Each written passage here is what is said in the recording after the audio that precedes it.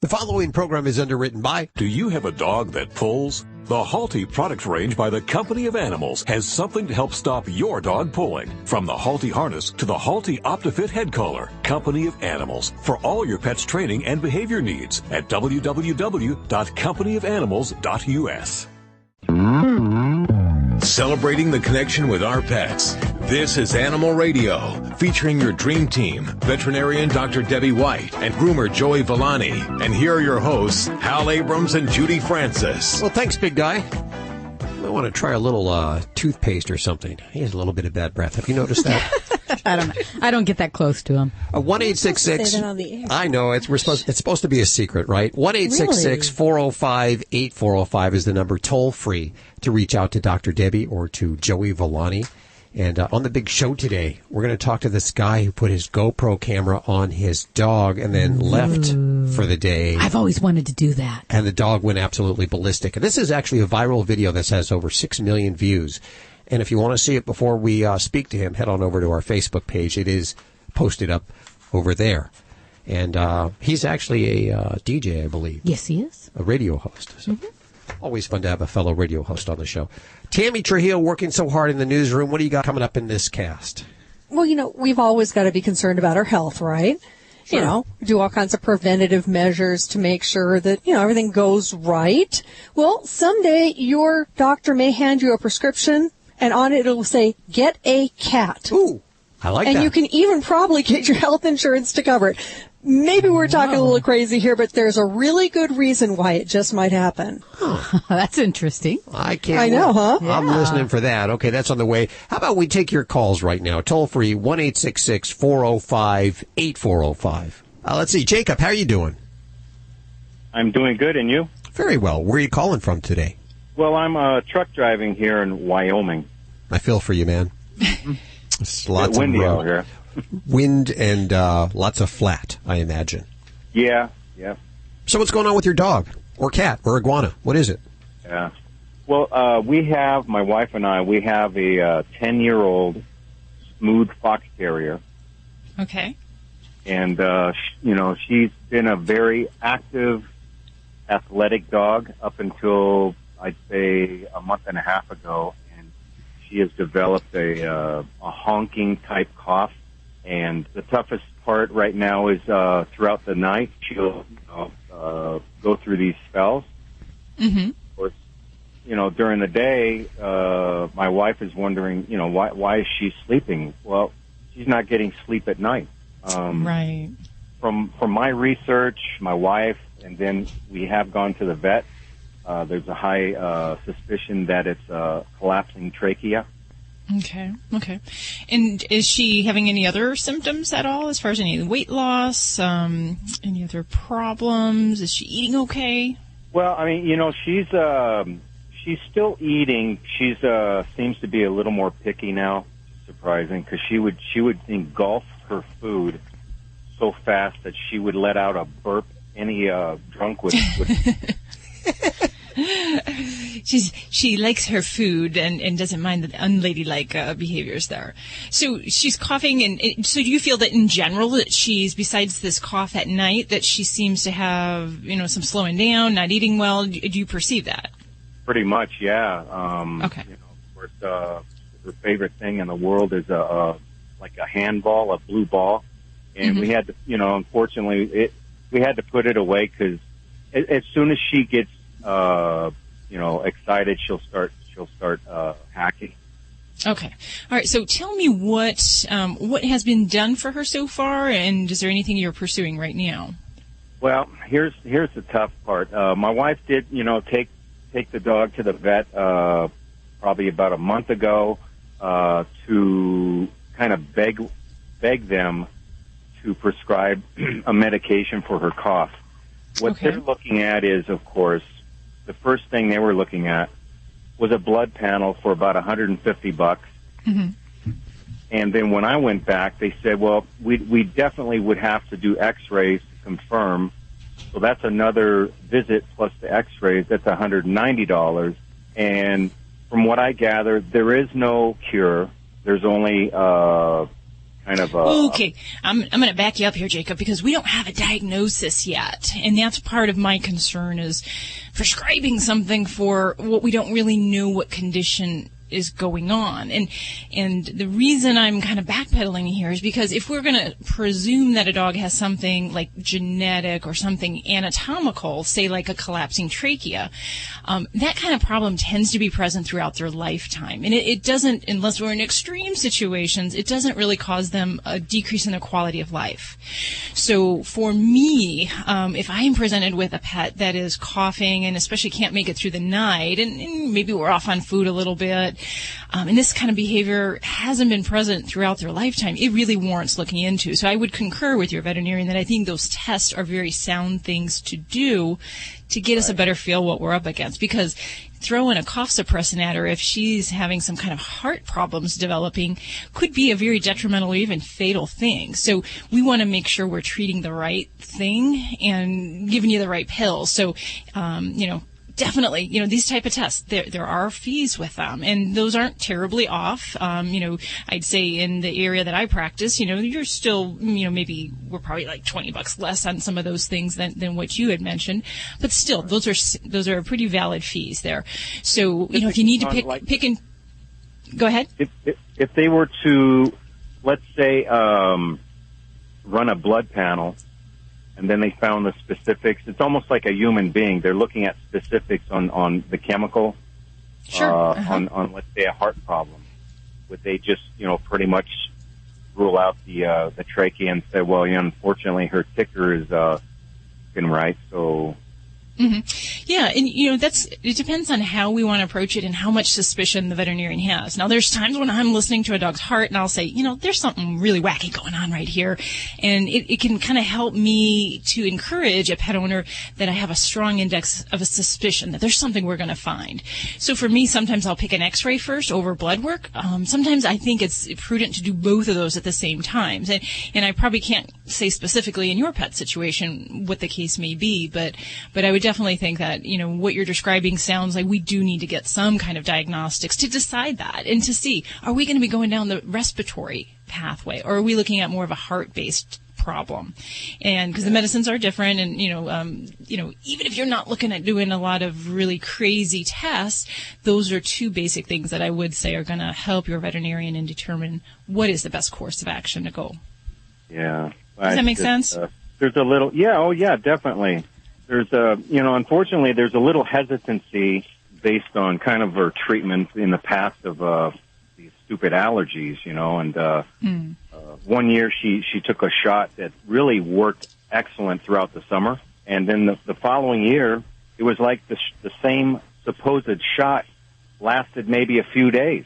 Mm-hmm. And then there was a horrific incident. My brother had a lab, a purebred lab, that I guess she wasn't feeling well, but they took her to the vet. It was a different vet, and they said, everything looks great. And the next day, the dog dropped dead. Oh, goodness. Well, Jacob, sometimes it's a matter of also just kind of, if you're not feeling that relationship with the veterinarian, definitely, I admire, and I definitely think it's every pet owner's right to seek a second opinion. So it might just be time to maybe pick up the phone, check around, and if you're not feeling it with your regular vet, see if someone else has a different opinion. But I can tell you my opinion is that I think that what they're recommending certainly sounds good, and it sounds like something, we need to at least embrace some testing in some format. So I hope your baby does okay with that. And there's definitely things we can try. If we do have, say, a collapsing trachea or some other chronic respiratory problem, there's cough suppressants. Sometimes there's bronchodilators that help to open the airways, and even sometimes antibiotics are indicated. So there's a lot of things we might be able to do. I'd say we just need to take that first step and get your baby back to the vet. Hey, thanks for your call, Jacob. 1-866-405-8405. That is toll free to connect with our dream team. To my left, Dr. Debbie answering your vet medical questions. To my right, Dogfather Joey Villani. You're listening to Animal Radio. Call the dream team now at 1-866-405-8405. Beth, wow, Oh, you look fabulous. Thanks. I mean, so refreshed. Must be the free facial I earned during February at Rite Aid. February? Yeah, you can earn all these great rewards just by shopping at Rite Aid. That sounds fab. It's February at Rite Aid. Earn rewards from mini golf to beauty treatments to vacations for every $50 you spend on participating products with your Wellness Plus card. Now through February 28th. Get shopping and start earning rewards today. Certain restrictions apply. Value and types of rewards will vary. See RiteAid.com/February for details. Did you pay to do your taxes this year? Or did you not pay to do your taxes because you filed them for free on TurboTax and then you had some money to spend on something else, like a miniature train set, so you can give all your 2-inch tall friends a ride to a tiny post office or something? Anyhow, how you do your taxes is up to you. But if you want to pay absolute zero, then hop on TurboTax.com and file your taxes for free.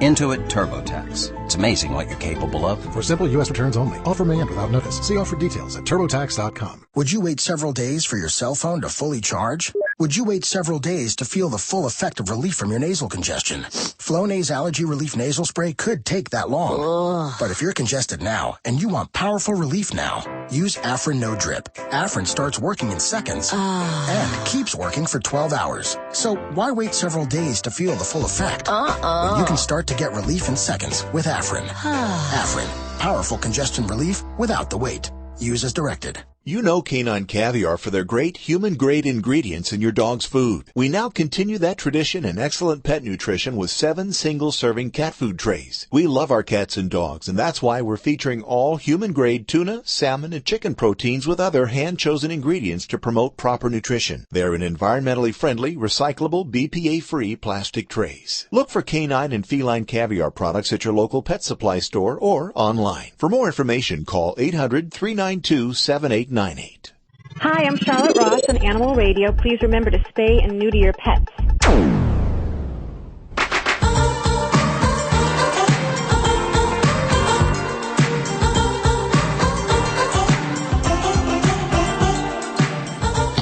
Boy, that is one big dog on your lap there. Dr. Debbie has Boss on her lap. You're making fun of him. He's got a big personality, but little size. He's not that big, Hal. He's medium. Well, when you put him next to Ladybug, well, he's much bigger. Yeah. Ladybug's so small, so it doesn't tiny. take much to make a big dog next to Ladybug. I've seen dogs that make Ladybug look big. Yeah, there have been a few. Let's answer calls for Dr. Debbie and groomer Joey Villani at 1-866-405-8405. We have Lisa. Hi, Lisa. Hi, Hal. How are you doing? I'm good. How are you doing? Good. What's going on with your animals? Well, my animals, my little dog has really bad breath. Little dog has bad breath. So what kind of dog? Bad breath. He's a little Chihuahua, Karen Terrier mix. Oh, okay. Chihuahua, though. And how old is he? She will be 3 years old this month. Okay. All righty. So, well, I'll tell you, the bad breath. I mean, we talk about doggy breath. And there's 3 top things that I think of when I have someone who's talking about bad breath in their dogs. Okay. First one is dental disease. Okay. Second one is dental disease.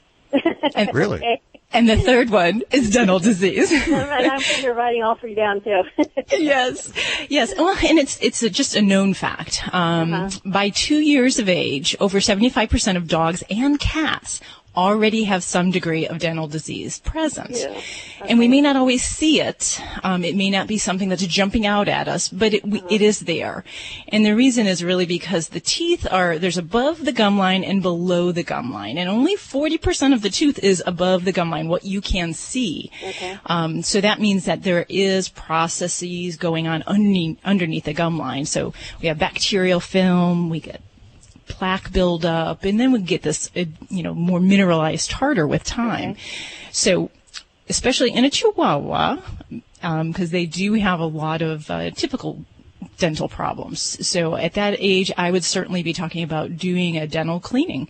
Okay. And it's more than just, if there's not a lot of tartar, there's other stuff we do. So we do full oral charting. And that means we're basically going to kind of probe under the gum lines. We're going to look for pockets along the teeth, which can indicate periodontal disease. And a lot of times we'll get odor from bacteria down in those pockets. So that's an important thing. And also, the veterinarian will check and make sure that the tonsils look good, that there's no masses or anything like that. That could also be contributing to the odor.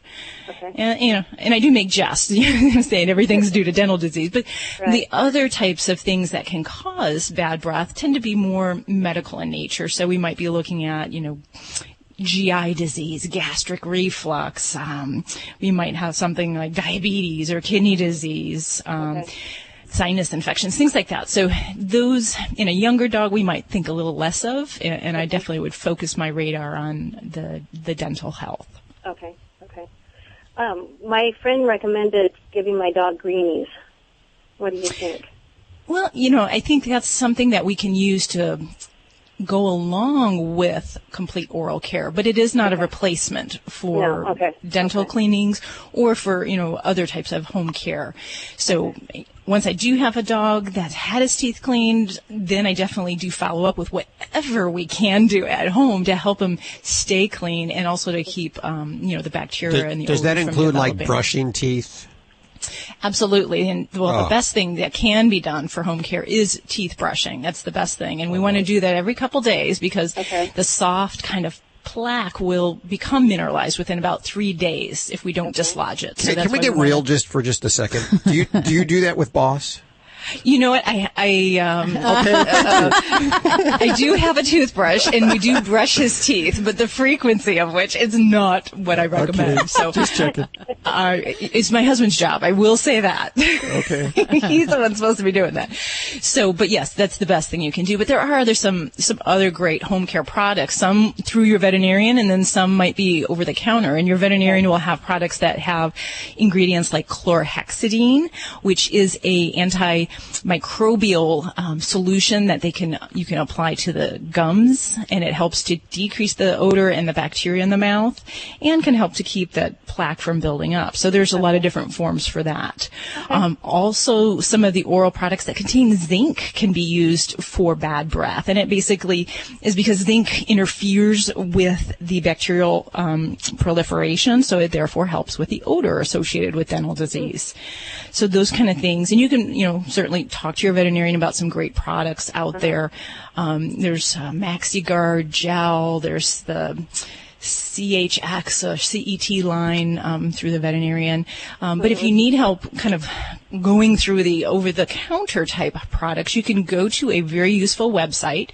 It's the Veterinary Oral Health Council website, and it's the www.vohc.org. And you can look at products, and those go through some of the things like you mentioned, greenies, some different dental diets, some chews, and the ones that have actually been shown by veterinary dentists to be of some use. And I say some use, so again, we want to use that along with home brushing and other things. Okay, so I need to go get a toothbrush for my dog. Yeah, what about that stuff that you find, the liquid stuff at the pet store that you put in with their water? Is that a waste of money, or does that work? There are some that can be helpful, and I'm not sure about what the over-the-counter ones are, but there is one, a veterinary one called CET's Aquadent, and that actually can help to decrease bacterial products and also the tartar accumulation. So there are some that can be useful. So, I would certainly either ask your veterinarian what you currently have, what they have, or, visit that website to see about some of these other products. Okay.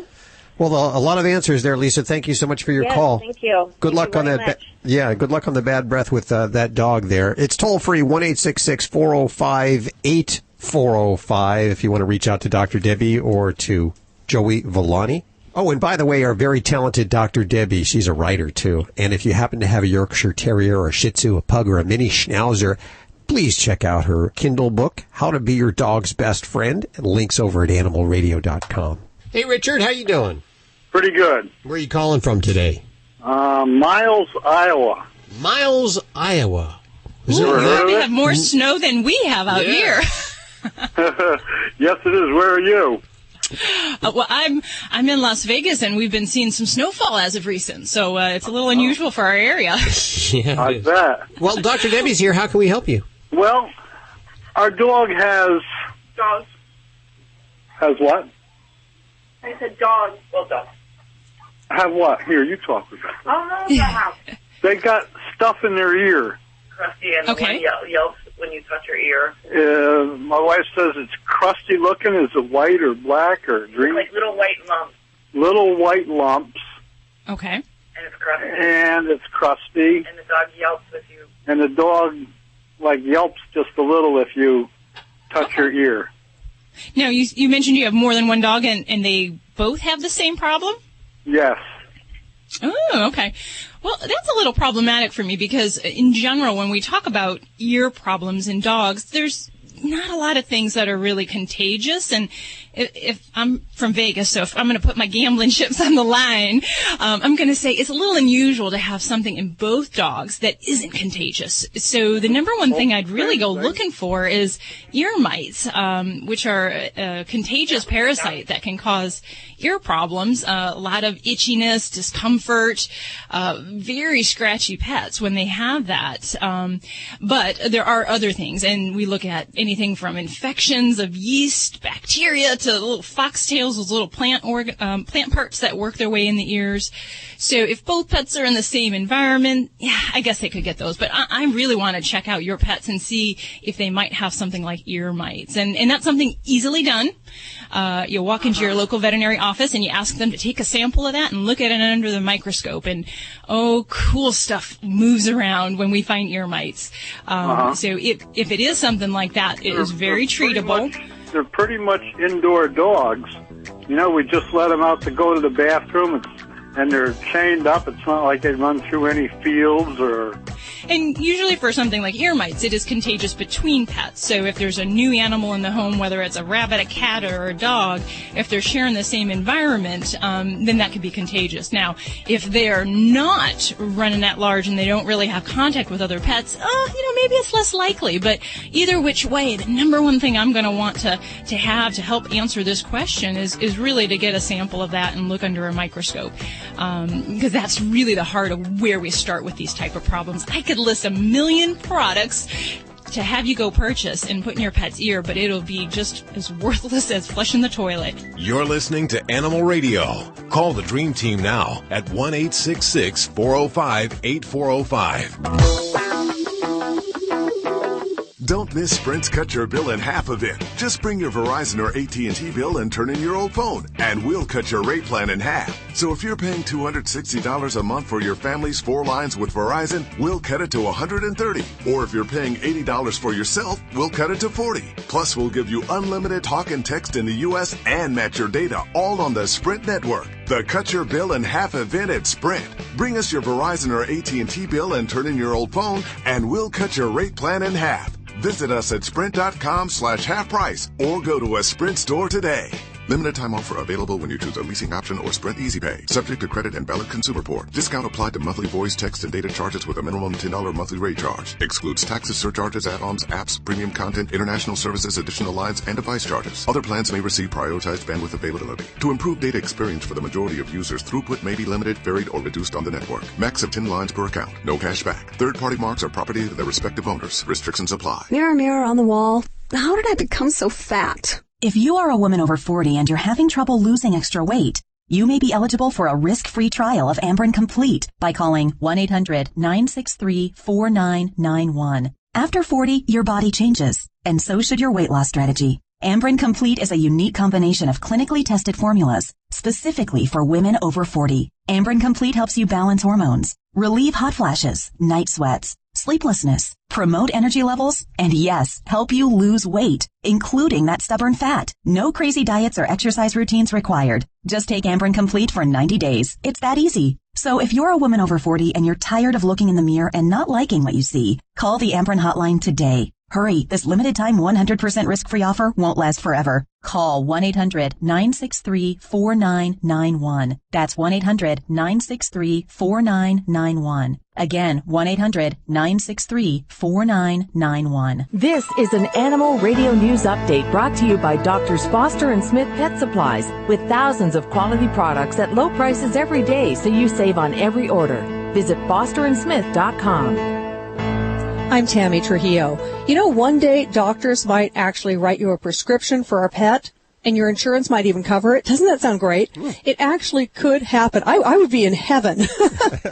It could happen because there's more and more proof that animals can be very beneficial to our health. Most of the studies done involve dogs. They're best known as therapy animals. And it's been proven that interacting with dogs can lower blood pressure and reduce stress hormones. Cats, though, can be very therapeutic as well, especially when dealing with the heart. A study done over 20 years found that both past and current cat guardians were significantly more likely to survive a heart attack than people who had never taken care of a cat. So get more cats, take care of your heart. Works out. Now, you might remember this dog, Excalibur. He was the dog who was euthanized in Spain after his guardian, Teresa Romero, came down with Ebola. While she was in the hospital recovering, health authorities euthanized Excalibur despite pleas from her husband and thousands of signatures on an online petition to save him. The family's now adopted another dog, an American Stafford Terrier. They've named her Alma, which is Spanish for soul. The family's not forgetting Excalibur, though, not any way. They have sued for compensation for the loss of the dog they say was like a child with them. But in adopting Alma, they say they wanted the world to realize there are many, many abandoned animals out there that need a new home. There is this cat in Tampa, Florida named Bart, and he can only be called a miracle cat. Bart was hit by a car, and his guardians thought he was dead, so they buried him. Well, as unbelievable as this sounds, 5 days later, Bart showed up in the neighbor's yard. Bart had actually dug his way out of his grave and slowly made it back as close to home as he could possibly do it. Bart was weak and dehydrated and needed some serious medical attention for the injuries he'd gotten when he was hit. Now, the owner said they couldn't afford to fix his broken jaw and deal with his damaged eye, so the local Humane Society there is taking care of him.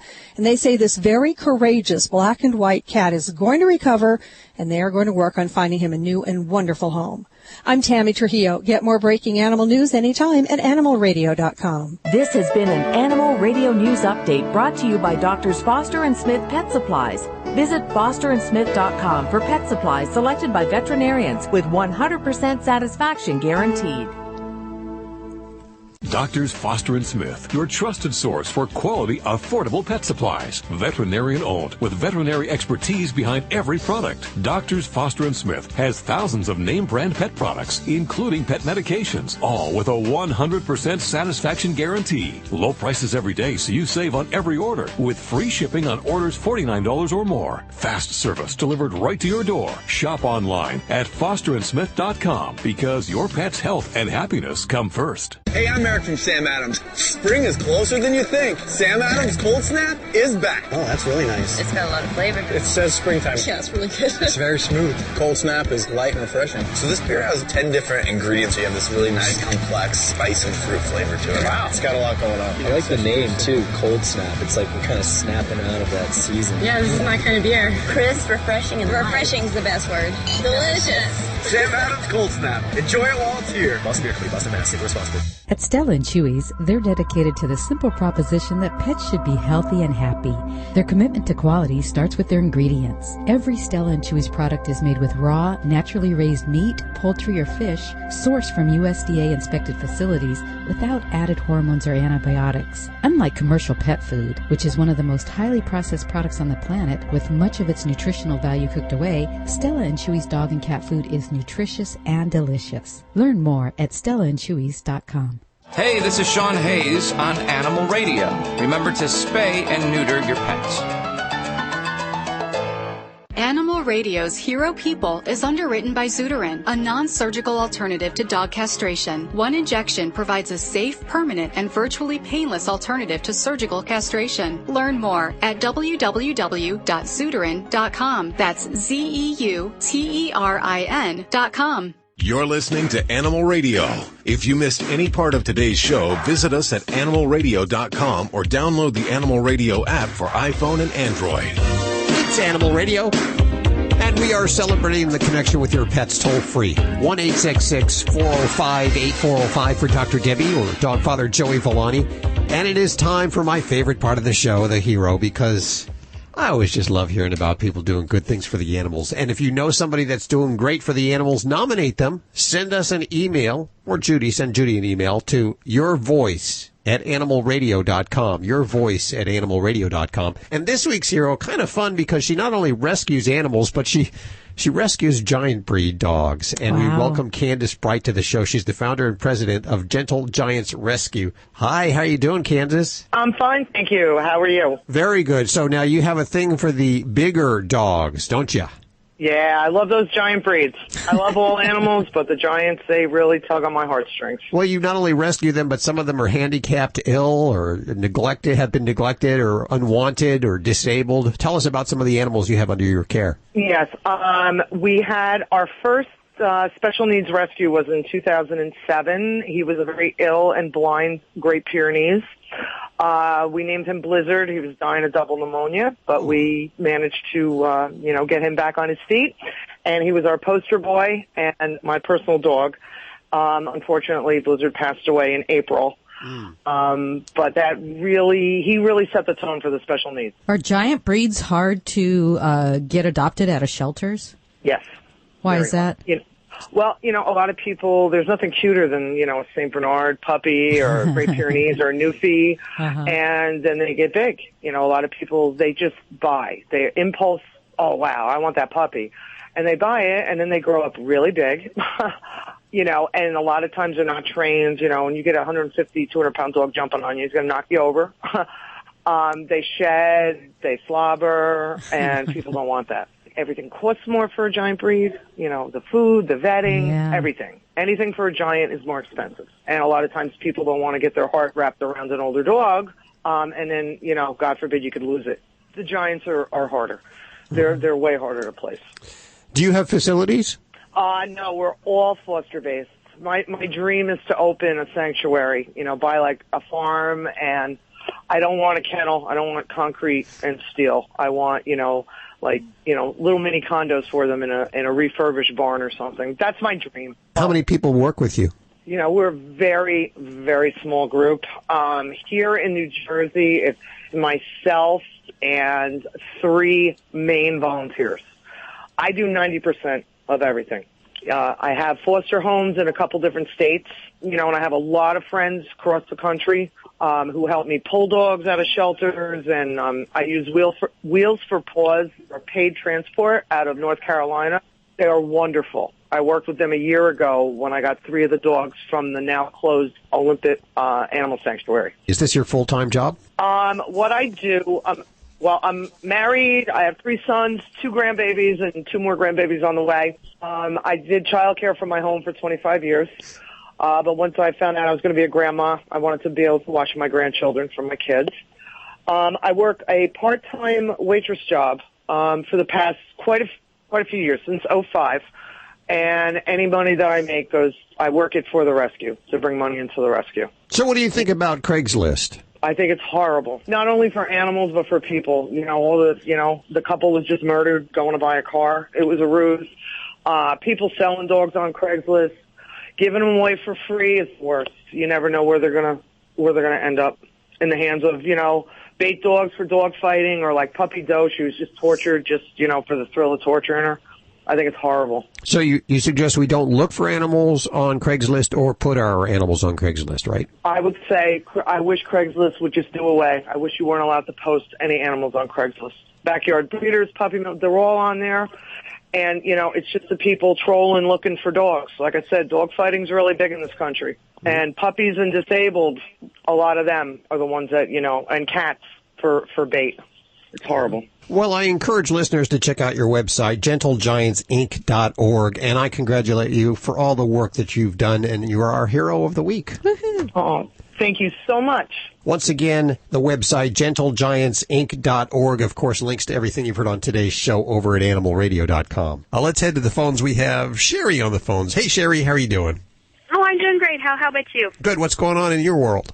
Well, I got a brand new puppy about 3 weeks ago. A teacup chihuahua. Oh, wow. Little guy. Yes, his name is Sophie. And Sophie. I noticed after I'd had her for just a short time that the tips of her ears were curling backwards. And at first I thought it was really cute because they remind me like the little pixie shoes. But now they're really turning backwards. And I did some research and it said some things, but I want to double check with you because I don't always believe what I read on the internet. Well, that's a good policy to have, definitely. You got to be a little skeptical. You mean you're saying I shouldn't believe everything I see on the internet? I'm sorry, I didn't mean to interrupt you there. No. So we do see this in some breeds of puppies where the ear tips curl kind of backward. And it's usually something that they will grow out of. Now, I got to ask, when you got her, were they standing erect at that point? They almost were, and then within just about 5 days, they turned up again, and then and everything was fine. And then I just noticed just a real slight curl, and then now they're really curling. So I mess with them, I try to, and people say pin them and everything. If I pinned her ears, she'd be at them in a second. So I was like, yeah.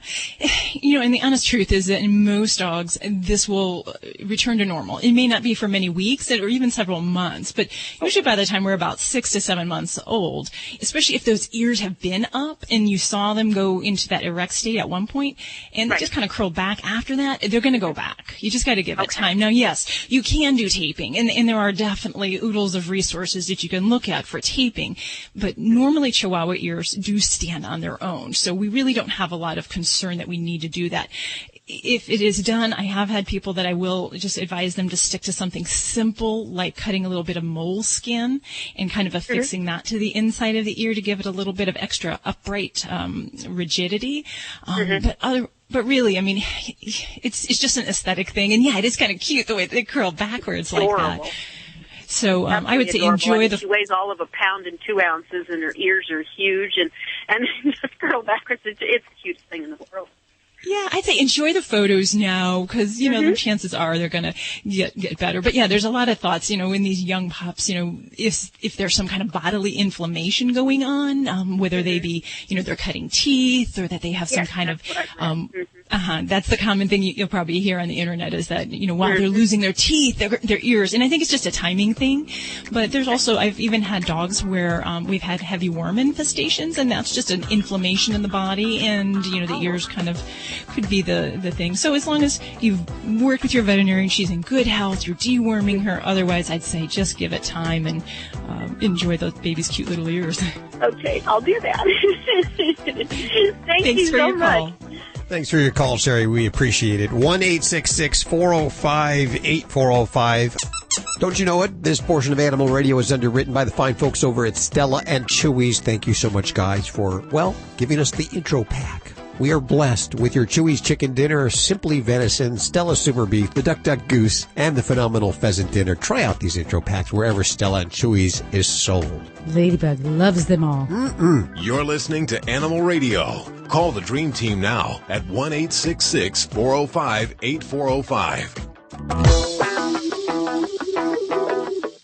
Hi, this is Doug Ray of the Marshall Tucker Band, and forever you'll always be listening to Animal Radio. Keep loving those pets. Animal Radio's Hero People is underwritten by Zuterin, the only FDA-approved non-surgical method for sterilization of male dogs. Zuterin offers an alternative to neutering male dogs, thus helping reduce the pet overpopulation problem. One injection provides a safe, permanent, and virtually painless alternative to surgical castration. Zuterin, a permanent and cost-effective alternative to neutering male dogs. Learn more at www.zuterin.com. That's ZEUTERIN.com. This is Animal Radio, baby. We have Kay. Hey, Kay, how you doing? Hi, how are you? Good, where are you? I'm in West Virginia. You are on with Dr. Debbie, Kay. Hi, Dr. Debbie. Hi there. I have a 6-month-old Maltipoo who will go outside and play and play and play and play, then come back in the house and do his business.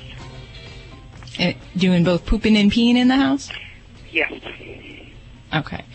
And has he ever been house trained? He seemed to do pretty well for a little while, and now he's back to, as I said, he'll go outside and stay for maybe 15, 20 minutes. And then come back in the house. All righty.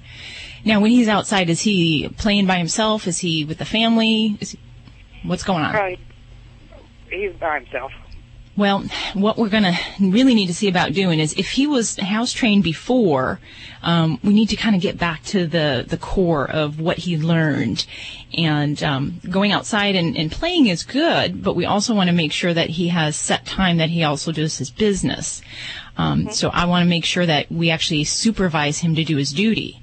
And, he might have separate play times during the day. But to take him outside and actually witness the act and to praise him up and down, because that positive reinforcement is very important for him to, pick up those cues that this is good, this is where I'm supposed to do this thing. And then when he returns into the home, then we don't want to leave him unsupervised. So if he has not done his duty outside with, taking him out on a leash, then we're not going to let him run around the house because he's going to probably go into a corner and poo-poo. So this is where crate training is very valuable because if he's not immediately by your side, you can use a crate to confine him. And then after you take him out of there, play with him outside, take him to do his business, then he's allowed free run. But we have to make sure that we're getting the message across that this is where you do your outside business, and then you come inside and you live inside the house. So that might be the basics. Now, did you do crate train when he was a youngster? Yes. Well, we would only have him in a crate when we were gone. I've never liked to put him in a crate. Yeah, we would put him in a crate when we were gone. And when he was in the crate when you were gone, did he have any house soiling problems inside the crate? No. Cool. Good. Because that's really important, because if he knows that and he's got that association, you can use it during regular times. Now, if you are able to stay with him and kind of constantly supervise him in the home, that will do the same sort of thing. You just have to be the one, him right by your side to supervise. If you can't and you're cooking dinner or you're running in another room doing something else, that crate is not a punishment. It's a place where he can have a quiet haven. You can give him a little toy, put a treat in there when he goes in there, and make it a positive association. I think so many people have a problem with crate training in that we feel that it's some way punishing a dog. But if it worked for the nighttime training for house training, it'll work for the daytime. So just use it in the right situation and make sure we do a positive reinforcement for when he does do his deed. And then, of course, those areas that he's making those messes, we want to clean up with a very good enzymatic cleaner to make sure those smells come out. Yeah. Okay. Thank you very much. Okay. Well, I hope that helps you. And this house training stuff, it's tough. It really is. So make sure that we've got constant supervision, positive reinforcement, and, we'll get there. This is Dr. Debbie with Animal Radio at 1-866-405-8405. You're listening to Animal Radio. Call the Dream Team now at 1-866-405-8405.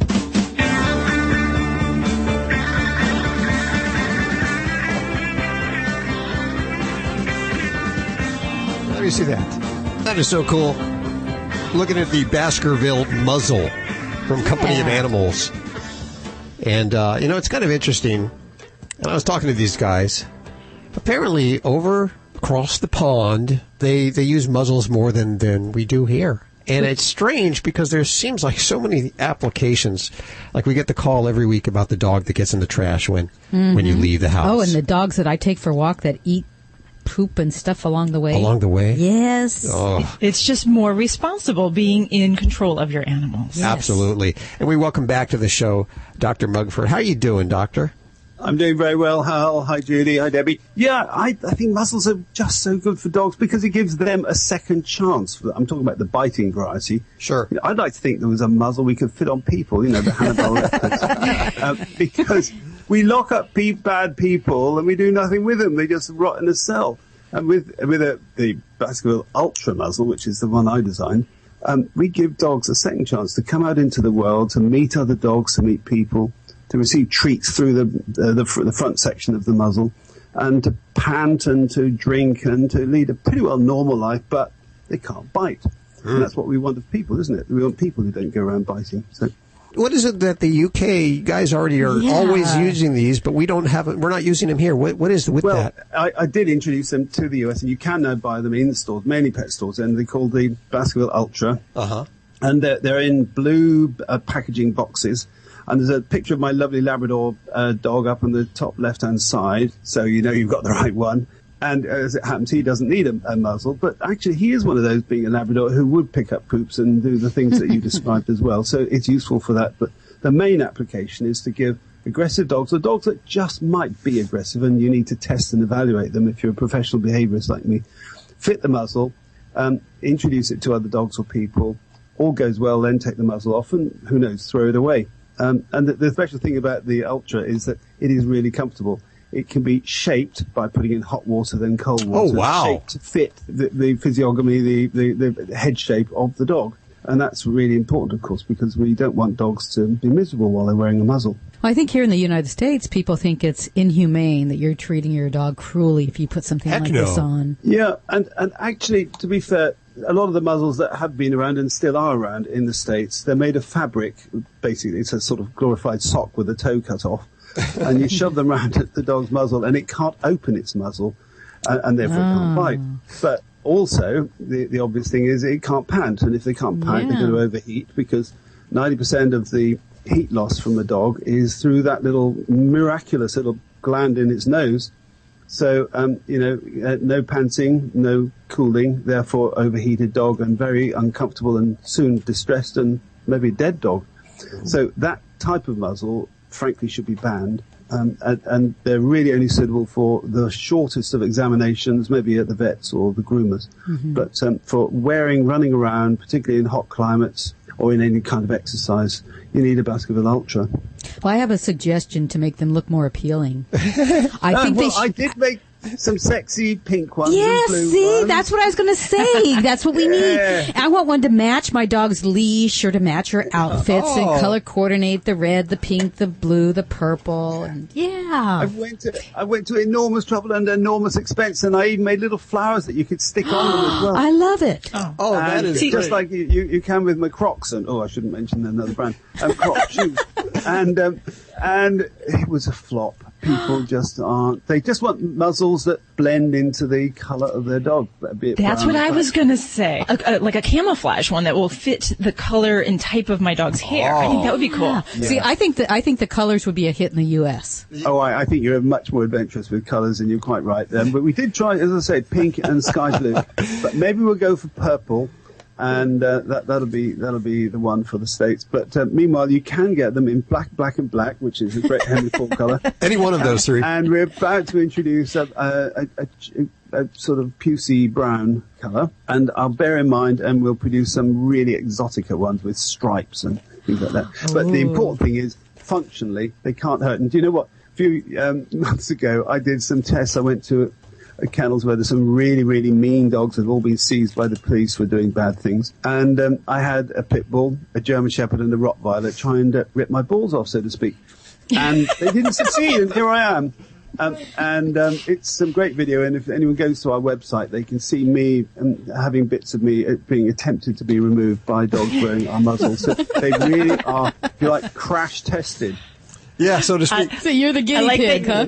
You put your life on the line. That's good. Well, we're not just talk over here. In this little old company of animals that I'm the boss of, we are very hands-on. I'm a farmer. I've got animals all around me, a constant stream of dogs with problems coming through, dogs for training too. So all of our gear has been tested for real on dogs that matter a lot to people. And you. And you. And me. Oh, they all matter. I'm nuts about dogs. As are you, and that's why we get along so good. The muzzles are also really useful for treatment at the vets. The stress situation. Oh yeah, that's a great idea. The vets or the groomers. It's such a shame to see dogs that are taped up with bandage and treated in an unkind way. It should be a pleasure going to veterinarians and likewise groomers and other stress situations. One of the reasons why muzzles are so much more common over here is that we have this fear of dogs and of being bitten by dogs. And I tell you, there's a lot of things worse in life than being bitten by a dog. And, it happens to me from time to time. But on lots of public transports in Italy, particularly on all the ferry services, and in Greece, dogs have to be muzzled at all times, which is why most European dog owners own a muzzle, because sometimes the law requires it. Well, it's about time that we start wearing these. The UK is so far ahead of us on everything. They had American Idol before we did, and all the TV is way ahead. Great. Why wouldn't it be the muzzles too? Yeah. I understand. You're ahead on something, so don't worry. I'm trying to think of one, to be kind. But actually, I was in Chicago a couple of weeks ago, and down at the dog parks and in restaurants and all sorts of public buildings, and dogs were so welcome. Not just assistants, guide dogs and the like, seeing eye dogs, but any old dog. So I think America is actually a lot more giving and generous to dogs than over here, actually. We've got insane rules. We're all safety obsessed over here. Dr. Roger Mugford, I always have so much fun when we talk to you. We're going to have to do it again. I'm looking forward to it. Thank you. Bye. Coming up, we're going to talk to this guy who put his GoPro camera on his dog and then left for the day. I've always wanted to do that. That's on the way. Celebrating the connection with our pets. This is Animal Radio, featuring your dream team, veterinarian Dr. Debbie White and groomer Joey Villani. And here are your hosts, Hal Abrams and Judy Francis. Well, welcome, my friend. Happy Valentine's Day to you. And if you're like me, you'll spend your Valentine's Day with your animals, and those are really the animals. Those are the ones that you really love anyway, the ones that you want to be with. So happy Valentine's Day to you and your animals. Thanks for joining us this hour. We're going to talk to a guy who loves his dog so much he wanted to find out what happens when he left. So he put a GoPro camera on his dog. And he was surprised. He was surprised. The dog had a little bit of separation anxiety, so much so he posted it on YouTube. The video has gone viral with over 6 million views. And if you'd like to check it out before we talk to him, you can go over to our Facebook page and check it out. Joey Villani is here, dog father Joey Villani, as well as Dr. Debbie, answering your calls. Toll free, 1-866-405-8405. I got to say that Dr. Debbie on her lap today is boss, which is okay. It's perfectly fine. He's chilling. He's being good. He is. May have something to chime in later. He's being very quiet. He's being much quieter than Gurney the bird, who's all you can always. Yes. Boss is a professional. He goes with me on my TV appearances, and so he's pretty chill with the whole system. Is he union? I was just wondering, does he have a SAG card or is as long as I pay out in dog treats, he's dog fine. treats? Okay. Under the table, right? Yes.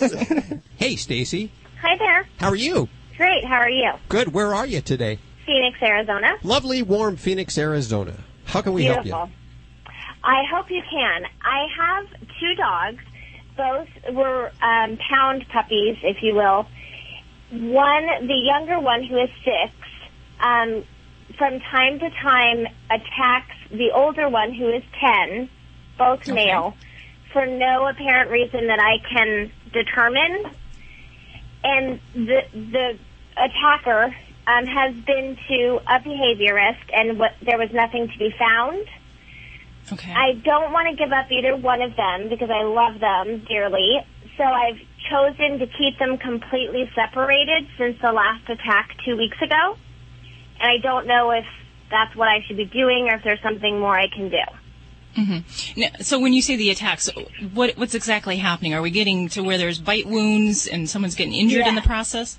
Absolutely. Okay. Mm-hmm. And you said that you can't really identify immediately before these attacks occur. We'd have to rewind the memory banks and look. Mm-hmm. Is there anything going on? Any food, items? Are you in the room? Is there a dog bed around? All those kind of things that we'd be looking at. Something that might potentially be triggering the behavior. Nothing, honestly, that I can think of. The last one 2 weeks ago, they were both outside doing their morning business. The older one was kind of standing by me. The younger attacker one was over by the wall doing his business. I looked at him, and I just instantly knew that he was going to attack. I couldn't figure out why, but I instantly knew. So I jumped up and basically caught him and was able to pull him off, and I put him in a headlock for 10 minutes until he calmed down. Wow. That's the only time I've been able to prevent it. Every other time, they just go at it, and I can't do anything. So each time it's happening, you are present then? Well, as far as I know, each time it's happened, I've been present. I don't think it's ever happened when I've not been there. And they're normally, up to this point, been together in the house. Okay, because that's a very important piece of information here, is because if we believe with good reason, that you're not coming home to find blood spots or, evidence that there's been a battle when you've not been around, you are a resource, and dogs can compete for just about anything that's perceived as a resource in their environment, whether it is food, toys, favored bed, but the human in the home is probably the biggest and the most important resource in their world, because you bring all things good. You bring the food, you bring the love and the attention. So even that very subtle thing of you being present during that might be something that can potentially be triggering this. Doesn't make it easier, because that is the heart of dealing with inter-dog aggression, is trying to figure out what's triggering this. What is actually the inciting cause?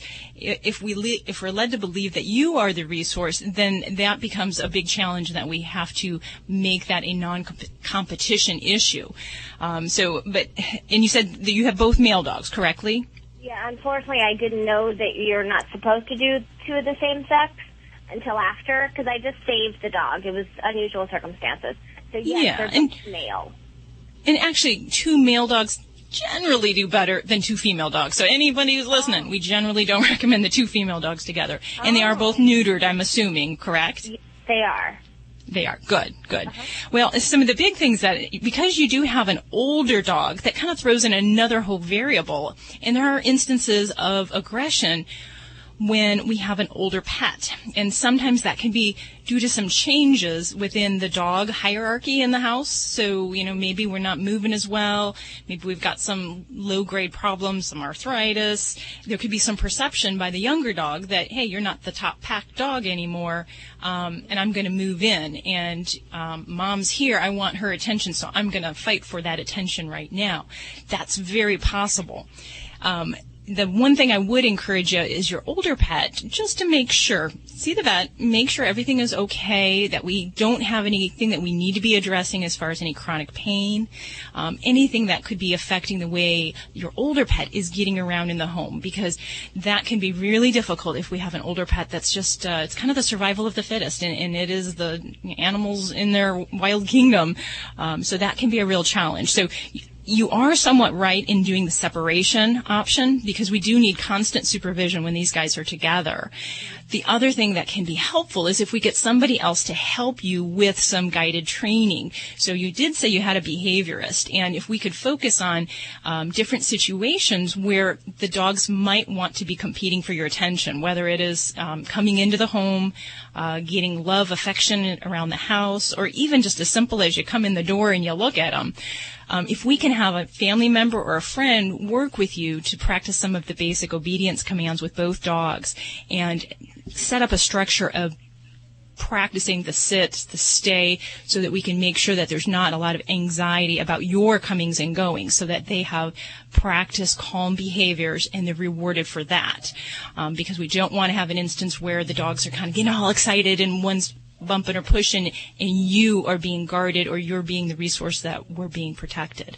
So that takes some work. So in the meantime, separation, observation when they are together, and then working on some of those basic training commands, preferably with a leash, so that we can control the situation without getting your hands in the way. Because I admire you for the headlock, but it really, you can get injured in this, because you could be the displaced. I know.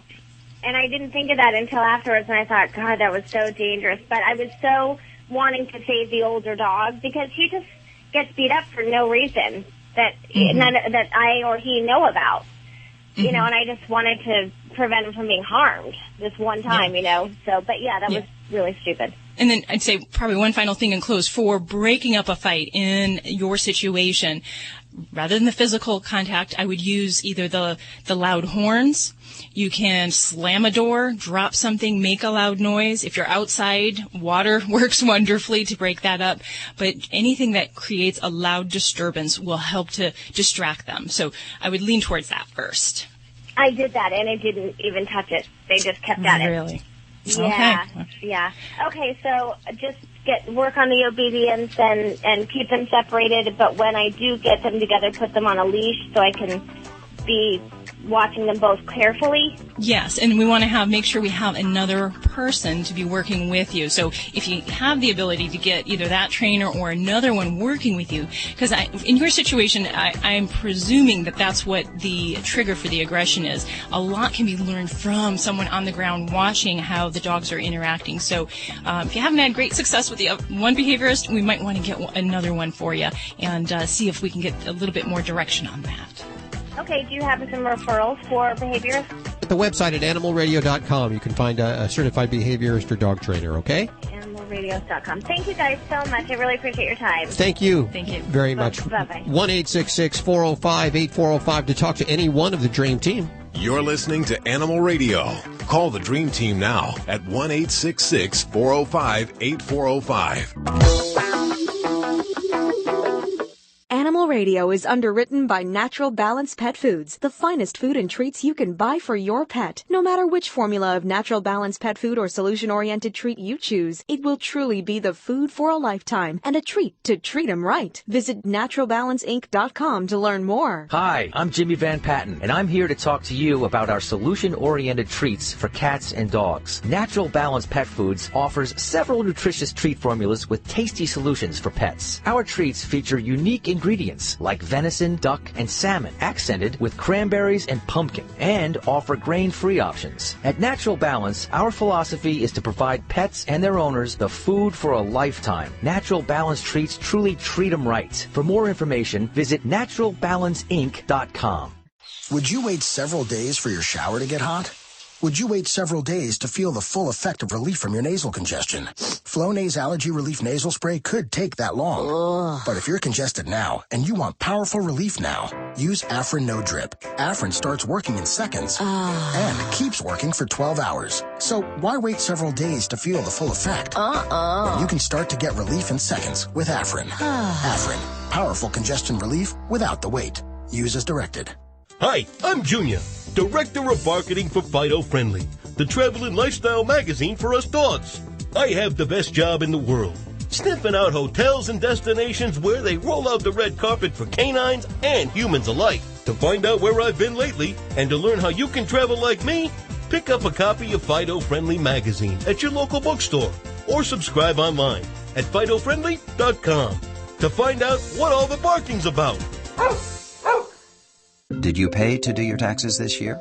Or did you not pay to do your taxes because you filed them for free on TurboTax and then you had some money to spend on something else, like a miniature train set, so you can give all your 2-inch tall friends a ride to a tiny post office or something? Anyhow, how you do your taxes is up to you, but if you want to pay absolute zero, then hop on TurboTax.com and file your taxes for free. Intuit TurboTax. It's amazing what you're capable of. For simple U.S. returns only. Offer may end without notice. See offer details at TurboTax.com. Hey folks, this is Jackson Galaxy. You're listening to Animal Radio. Please do everyone a favor, spay or neuter your animals today.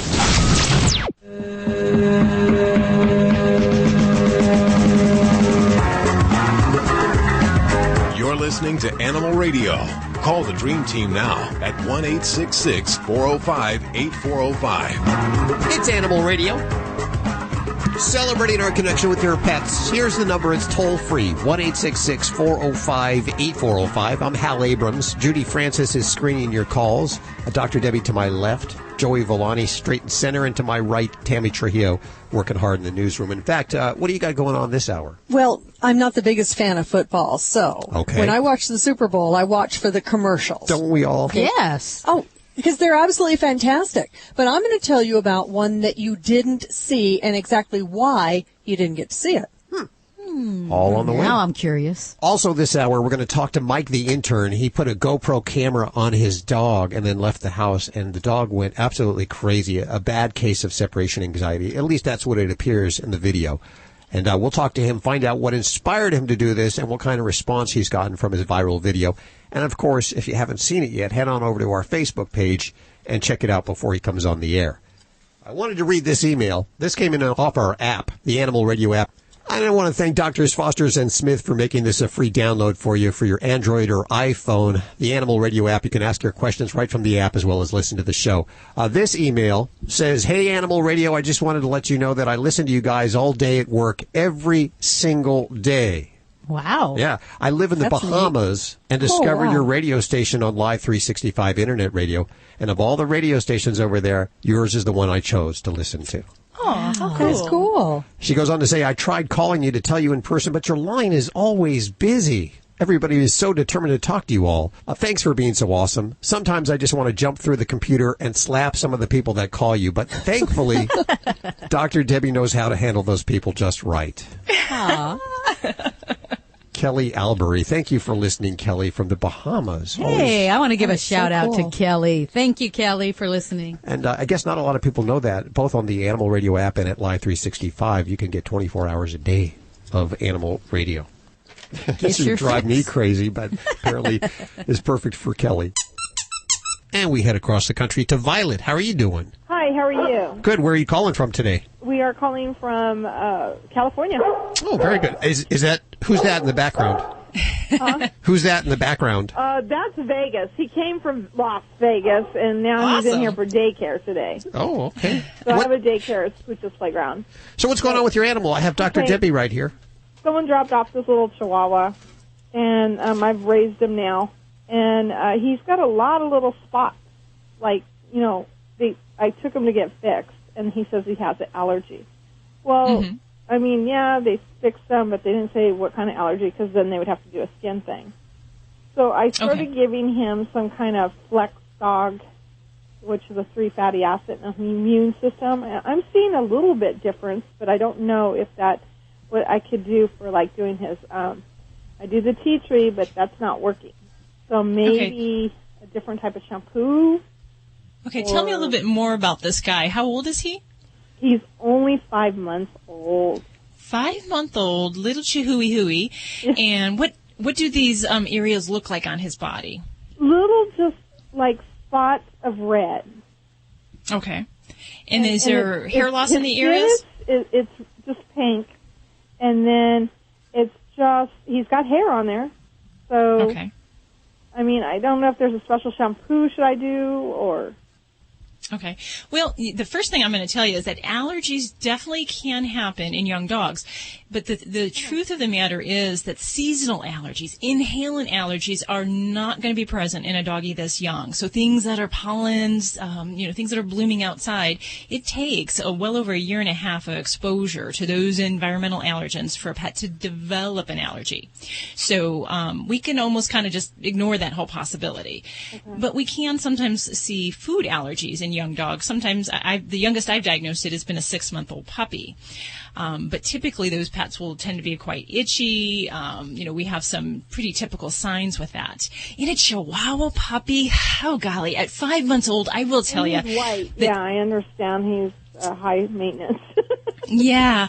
The first thing I honestly would have this boy evaluated for is to check him for mites. Demodectic mites, or what they call the red mange, is quite common. When I took them in, and then they fixed them. So they said just to do the cortisone. But well, and did it help?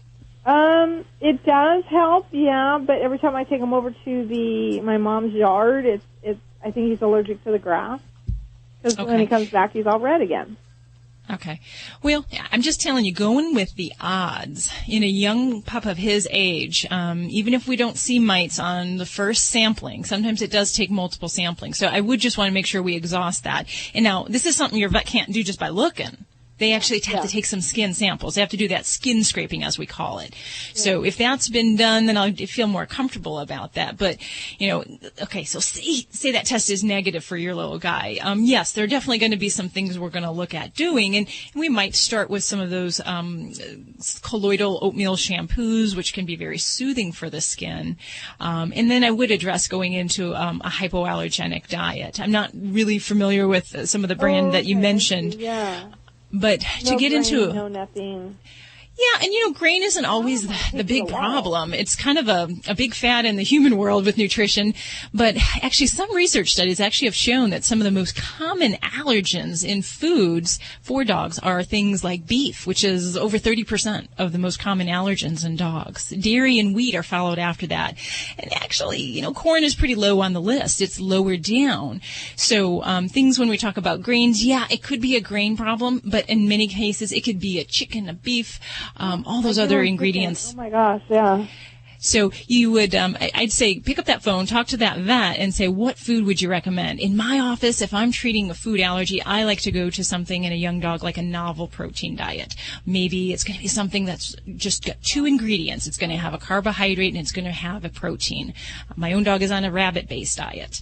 Some dogs thrive really well on a fish-based diet. And the thing I'll tell you is with hypoallergenic diets, it's a little bit trickier than just looking on the label and saying, is this food have that ingredient or not? Because for hypoallergenic diets, the ideal way to do this is to manage it with very limited ingredients and to make sure that we're using things that are new and novel to the pet's experiences. So, I personally, as a veterinarian, I like to have some recommendations that I would throw your way.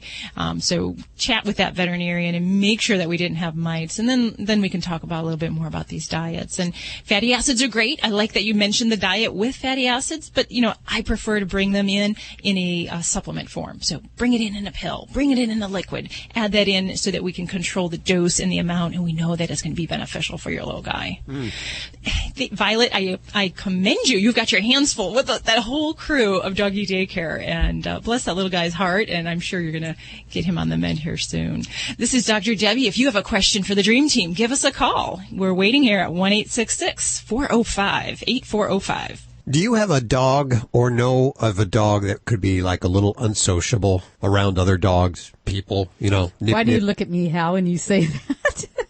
I just want to tell you that the Baskerville Ultra Muzzle from the Company of Animals, it was created by Dr. Roger Mugford, our good friend, and he tests these things on himself. The Baskerville Ultra Muzzle from the Company of Animals, and I encourage you, if you have one of these animals, maybe they're a little unsociable, or even if you have like a dumpster diver, one that dumps in the trash and wants to get out all the goodies in the trash, or perhaps you walk them. I know you walk dogs. I walk dogs that eat stuff along the way, pick up stuff out of the street. I don't even know what they eat. They swallow it so fast. That's why you should try the Baskerville Ultra Muzzle. And I got to tell you, this is just a very cool muzzle. It's not your grandfather's muzzle. Let's put it that way. Something like that would be great for my little dog. I mean, she's only 9 pounds, so you wouldn't think she would need a muzzle. She's not aggressive or anything, but she will nip if another dog or if a child corners her. She will come back fighting, even though she's not aggressive or anything. She won't go after anybody, but this will protect her and protect other dogs and small children. And make the people around her comfortable. Yes. Too. Yeah. Okay. And me, I won't have to worry about it. You'll be comfortable. You won't have to worry. Check out the website, www.companyofanimals.us. Companyofanimals.us. You're listening to Animal Radio. Call the Dream Team now at 1-866-405-8405. This is Glenn Close on Animal Radio, urging you to spay or neuter your pet. If you have a dog that pulls, like I do, come here, Max, and let me put on the Halti harness. The Halti harness will help your dog stop pulling by providing front body control. Check out the Halti range by the Company of Animals. It includes the Halti Training Lead, Halti Head Collar, Halti Training Harness, and the OptiFit Head Collar, which comes with a DVD training guide. To find a Halti range retailer near you, visit www.companyofanimals.us. It will change your life. Good boy, Max. You know Canine Caviar for their great human-grade ingredients in your dog's food. We now continue that tradition in excellent pet nutrition with 7 single-serving cat food trays. We love our cats and dogs, and that's why we're featuring all human-grade tuna, salmon, and chicken proteins with other hand-chosen ingredients to promote proper nutrition. They're in environmentally friendly, recyclable, BPA-free plastic trays. Look for canine and feline caviar products at your local pet supply store or online. For more information, call 800-392-7898. Before girls' night out, my eczema flared up. Ugh, I felt like canceling. But then I tried Cortisone 10 Eczema Relief. It's specially formulated for eczema and has 1% hydrocortisone, the strongest non-prescription itch medicine for fast, lasting itch relief. It quickly stopped the itch and soothed my red, dry, flaky skin. With Cortisone 10 Eczema Relief, I was ready for girls' night out, and it was the best one ever. Cortisone 10 Eczema Relief. Feel the heal. Use as directed. This morning, Sandra Sneed wrote a joyful status. This miss is a soon-to-be Mrs. Over 300 friends liked her engagement post, and it got 76 comments. Sandra, you're one popular gal. Geico also has a comment on your status. Did you know you could save hundreds of dollars on your car insurance in just 15 minutes by switching to Geico? Just a way we're trying to help cushion a nice little nest egg for the future misses. Hashtag getting hitched. Hashtag savings. Geico. 15 minutes could save you 15% or more on car insurance. This is an Animal Radio News Update brought to you by Drs. Foster and Smith Pet Supplies, with thousands of quality products at low prices every day, so you save on every order. Visit fosterandsmith.com. And I'm Tammy Trujillo. Lots of people watch the Super Bowl for the commercials, but this year there was one you did not get to see. It was GoDaddy's spot called Journey Home. Now, it leaked out about a week before the game, and people were so outraged, and they made that outrage known on social media, so GoDaddy pulled the spot. The commercial started with a beautiful little golden retriever puppy getting bounced out of the back of a truck, and he manages to dodge several very dangerous situations. He finally makes it home, where he runs joyfully to a woman who scoops him up, and then she tells him he's been sold online through a site she made on, GoDaddy.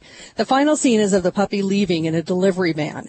Now, people saw how wrong this was on so many levels, from the adorable puppy being nothing more than a commodity, to him riding loose in the bed of the truck, and to promoting puppy mills. So GoDaddy not only pulled the spot, but launched into Major League Spin Control, saying that Buddy, the puppy, came from a reputable and loving breeder in California, and is now part of the GoDaddy family as their new chief companion officer, and that he lives permanently with one of the company's longtime employees. Well, I've got my fingers crossed on this one. New York could become the first state in the nation to ban declawing cats and all types of felines. Assemblywoman Linda Rosenthal introduced Bill A-1297, and it would ban declawing except where the procedure is medically necessary in order to treat some underlying condition. She is adamant about declawing for the sake of human convenience and to save the furniture. I gave up on the furniture a long time ago. As we now realize, this is not just removing the cat's claw, but it's actually removing the entire first joint of the cat's toe.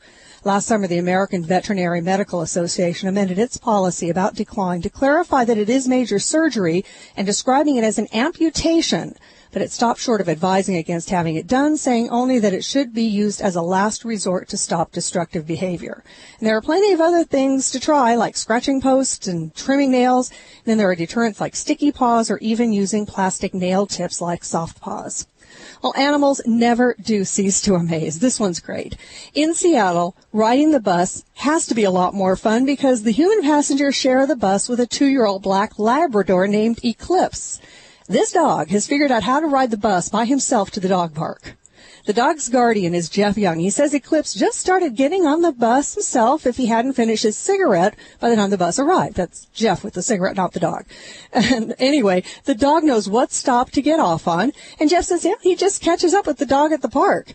Sometimes now, he says, the dog goes totally without him. Metro Transit says Eclipse really should be on a leash and with Jeff, but they say, hey, dogs are allowed to ride because buses at the discretion of the driver, and provided the dogs are not a hazard and not being a disturbance. Now, while this sounds amazing, Eclipse is not the only dog taking advantage, it turns out, of public transportation. Stray dogs in Moscow, Russia, have learned to commute in and out of the city from the suburbs by riding the subway, even watching out for other dogs to make sure they exit at the correct stop.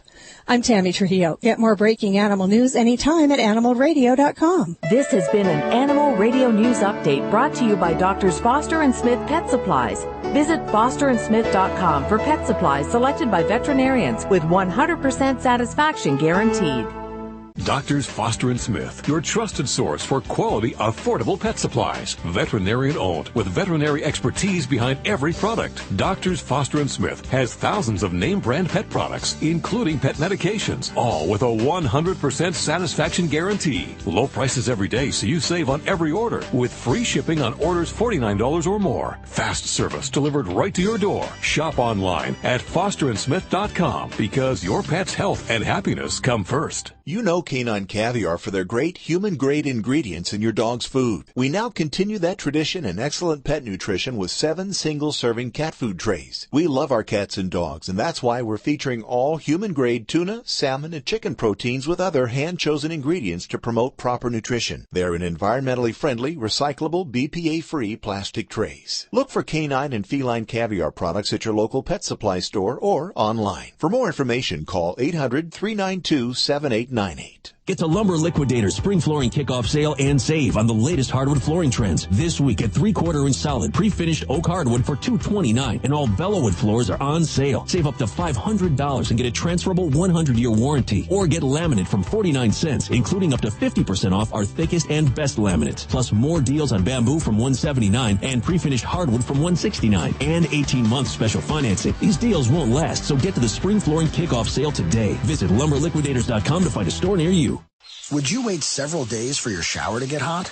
Would you wait several days to feel the full effect of relief from your nasal congestion? Flonase Allergy Relief Nasal Spray could take that long. But if you're congested now and you want powerful relief now, use Afrin No Drip. Afrin starts working in seconds and keeps working for 12 hours. So why wait several days to feel the full effect? You can start to get relief in seconds with Afrin. Afrin, powerful congestion relief without the wait. Use as directed. Hi, this is Joy Behar on Animal Radio. Please spay and neuter your pets. You're listening to Animal Radio. If you missed any part of today's show, visit us at animalradio.com or download the Animal Radio app for iPhone and Android. It's Animal Radio. We're celebrating our connection with our pets toll-free. 1-866-405-8405 to reach out to Dr. Debbie or to groomer Joey Villani. This week on Facebook for the Wacky Wednesday contest. If you're brand new to Animal Radio, and it could be because we have some brand new stations listening this week, every Wednesday over at our Facebook page, we ask you to post wacky pictures of your pets. And then, of course, we get to vote on them. And the one that has the most likes or the most shares by the end of the day picks up some great prizes. This week, Judy, what do you have? We have from Wagfield, we have dog training courses that are online. They're giving away 6 months of access to their training content at a value of $120. I guess it's $20 a month.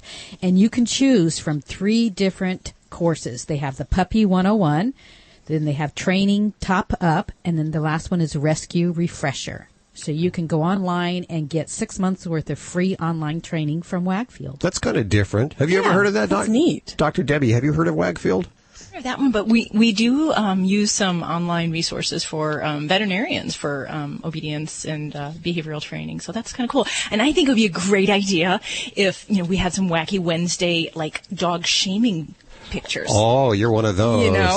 Yeah. I think we should, like Fido gets into something he shouldn't, and we get a wacky photo of that, and then that'd be most appropriate for this training. Okay, well, however you want to do it, just get those pictures uploaded at our Facebook page. And you know what? I spend hours. It is such a time suck over there. I spend hours watching the videos on the Animal Radio Facebook page, and there was a video that was posted, I'd say about 3 or 4 weeks now, and it showed a guy. He put this GoPro camera on his dog, and then he left for work that day, and the dog went absolutely ballistic. I figured we needed to get the guy on who put the GoPro camera on his dog, and it happens to be Mike Holmes. He's Mike, the intern from 104.7 The Cave in Springfield, Missouri. Is that correct?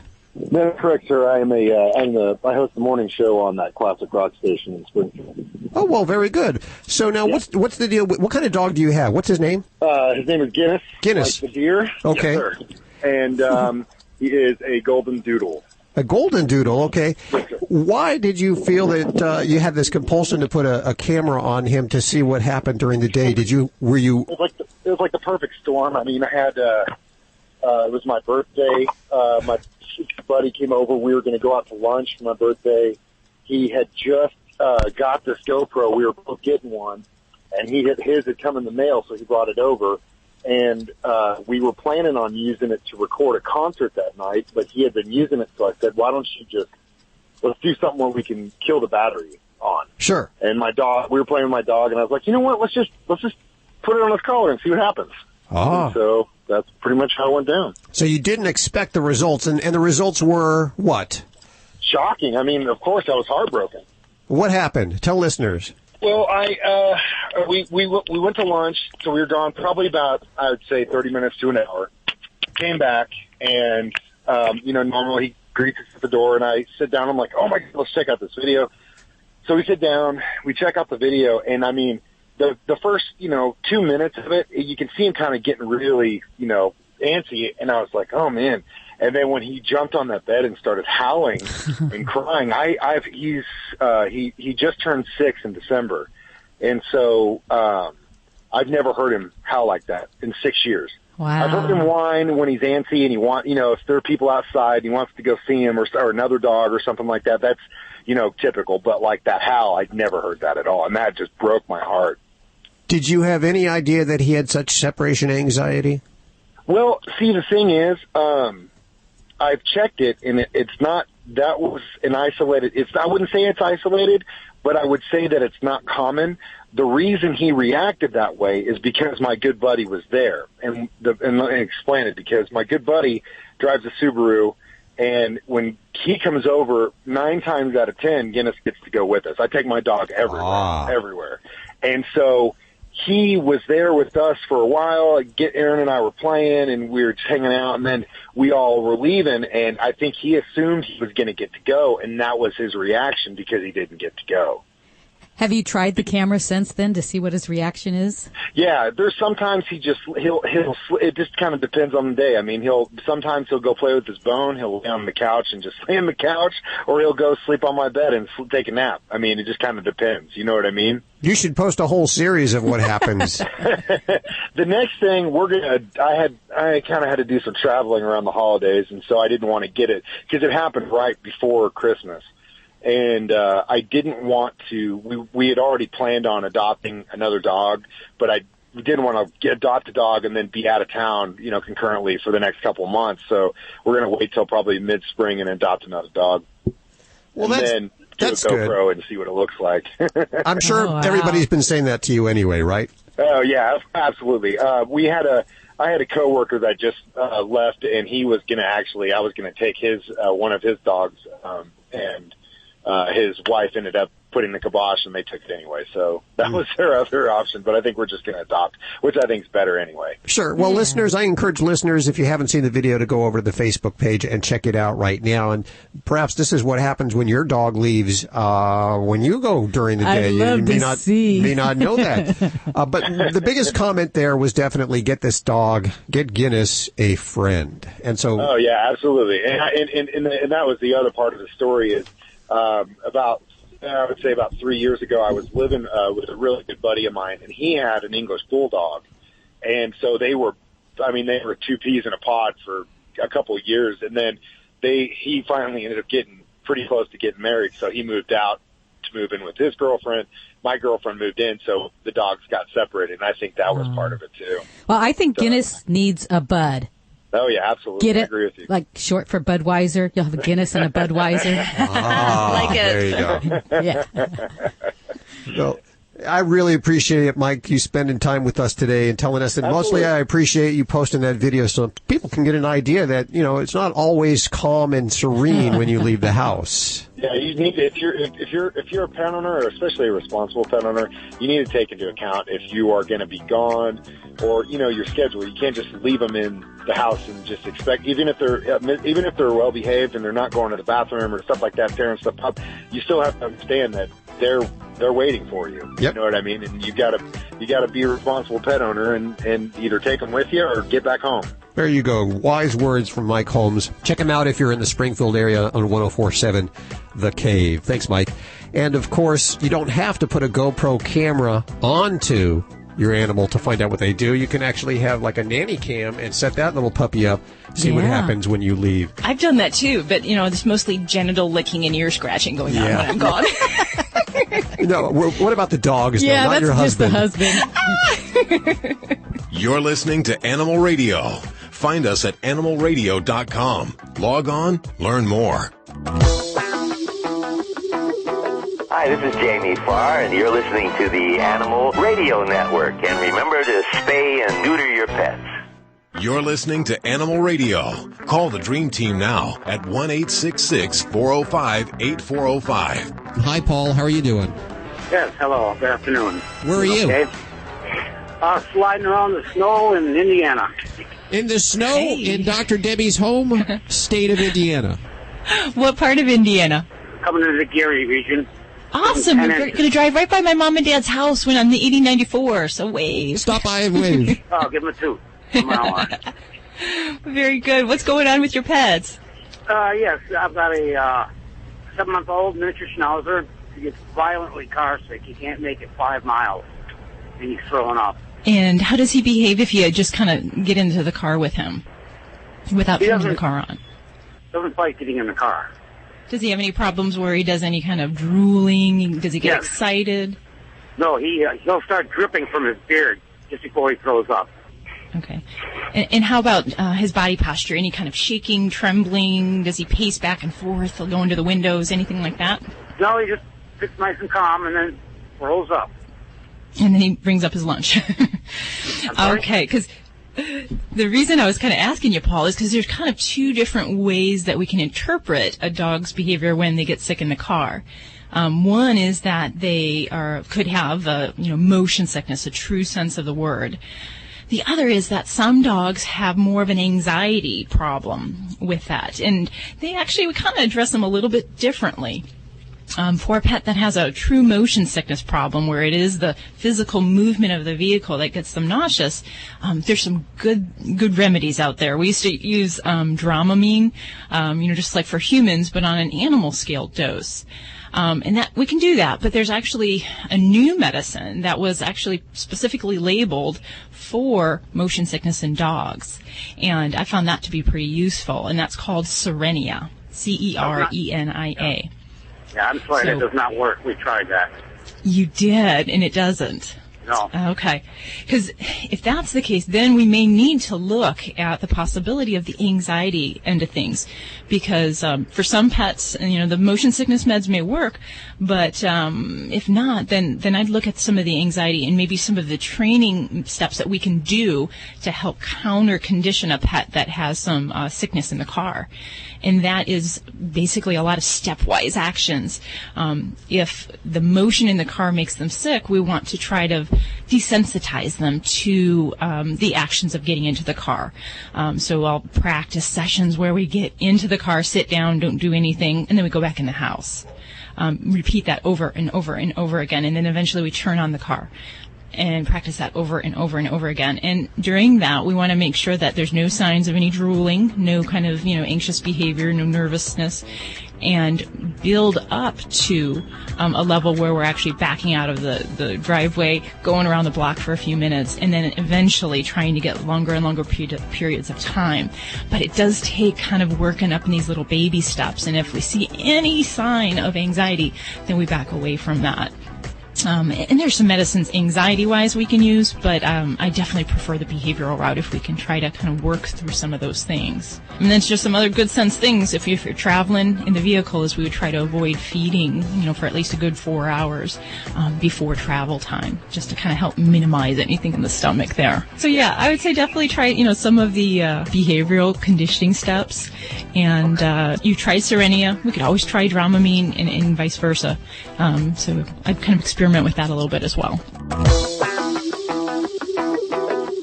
Hi, I'm Ed Asner. You're on Animal Radio. Spay or neuter your animals, you dummies.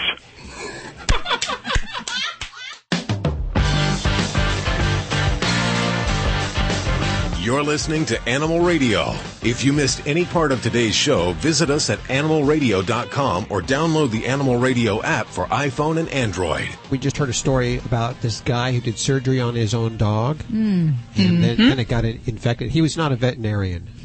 Have you ever heard of this kind of desperation before, Doc? Well, yeah. And you know what? Actually, I've had people do that myself. And I think some of the times are definitely hard, and folks are worried about money. And, if there's always a problem of being able to seek out veterinary care, there's other alternatives than cutting on your own dog. So please, please, please, nobody do this. And then, of course, it had an infection. It got an infection after the home operation. And then, so there was the expense of going back to the vet.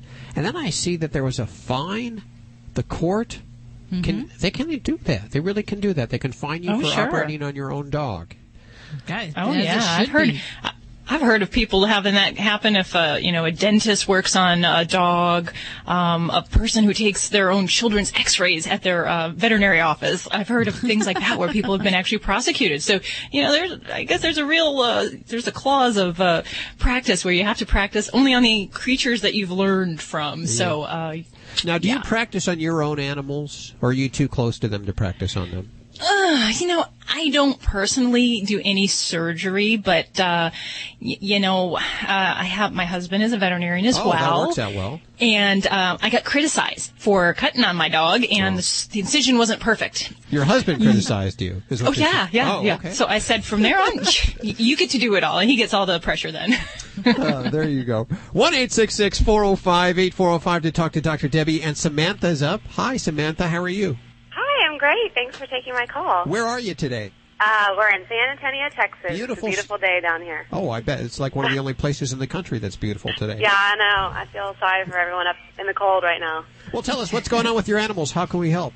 Well, we've got two wonderful labs that we absolutely adore. But Yay! I know. They're the best. But our 3-year-old black lab, Tua, has developed a taste for cat poop. Oh, yes. It's wonderful fun in the dog world. It started about a few months ago, and I've also noticed that she's gaining weight as well. So I'm wondering if it has something to do, we just moved to a new house, and there's a lot of cats around, and I'm not sure what's going on. So is this poop from outside then, or from one of your kitties? No, we don't have cats. Okay, so it's outside. All right. Well, the phenomenon of eating poop is always an area of contention because we cannot, as humans, understand the motivation for this. Yeah. But it's a good, fun thing that dogs enjoy, and we can't understand it. In many cases, it is really just kind of a bad habit, something they find some pleasure in. The medical side of things, whether or not there is some medical reason for a dog to do this, there's some. They're not terribly common. Usually it is behavioral problems. But we do look at things like parasitism. We look at anything that might be causing any kind of more weight loss. But there are some types of cancers that can cause weight loss in a pet to eat things inappropriately, what we call pica, where not only eating poop, but they might eat other things, other objects around the house that they wouldn't normally. That might be more of a sign of something medical. So, if you haven't had your pet checked out recently, probably a good idea just to make sure we get a good, clean bill of health. But otherwise, you're kind of faced with the challenge of keeping doggies away from what I call kitty almond roca, which in the litter pan, that's kind of how they look. Outside, it's a little bit harder because you can't necessarily keep those neighbors' cats or the feral cats out of your pet's access areas. And you have you have feral cats around you? Or are they neighbors, or do you know? They could be, yeah. I'm sure they're a little bit of both. Okay. But the weight gain is what's concerning me. Mm-hmm. Yeah, and any weight gain that's unexpected in a dog, whether or not they're eating poop, I would say I would make sure we look into a thyroid problem. And Labradors do like to be a breed that can develop some thyroid problems. So that would be probably number one based off of the weight gain that I would look at. Otherwise, we can also see some issues with food intolerances, where a dog doesn't do really well on a particular food. Maybe they're not digesting it well. It can affect their stool quality. They can produce gassiness. And in those situations, we might see a dog that nibbles on some feces. Cat, dog, otherwise. So that could be something, too, where sometimes like a diet change can actually help out behavior of eating poop from someone else. So we might want to even consider modifying the diet and going either to a hypoallergenic diet. She's on all organic, holistic, and I just recently made that switch. She was on Nutro, and then we switched. They created an organic product that we switched to. So, did that coincide with when this behavior started? Yes, actually, kind of did. It did. Okay. But I can't imagine organic having more calories in it or anything like that. Would it? Well, it certainly could, yeah. And I know a lot of the some of the boutique pet stores by me, some of the calorie density is very different in some of the organic diets. So it could be this diet change that caused that. But even getting back to this kind of the feces eating thing too, organic doesn't always mean better. It just means it's different, and the foodstuffs go through a different kind of certification, if you will. But it might just be that we need to switch back to that other diet, see how everything else stabilizes. But I would definitely say you're a Labrador lover, get your baby checked for a thyroid problem too, and that will give me a little bit more peace of mind on that weight gain thing. And there's nothing necessarily wrong with organic. I mean, I think it's a great thing, but if it's not working for your dog, then, time to look elsewhere. Well, that's all we have time for today. Be sure to download the Animal Radio app. You can get more of your Animal Radio fix right from the app. It's a free download, thanks to Drs. Foster's and Smith, for your iPhone and Android. So do it now. You can ask your questions anytime you have your questions and listen to Animal Radio anytime you want. I want to thank our guest, Mike the intern, today, and his GoPro camera with Guinness. And he really enlightened me. I think I'm actually going to put a nanny cam in my house and see what happens when I leave. I think the cat beats up on the dog when we leave. Yeah, that might happen. I know. That might happen. I'd love to see it. They probably all gang in, corner the little dog in the corner, and all gang up on her. Poor girl. Well, have yourself a great week. We'll catch you next week for more Animal Radio right here. Bye-bye. Bye.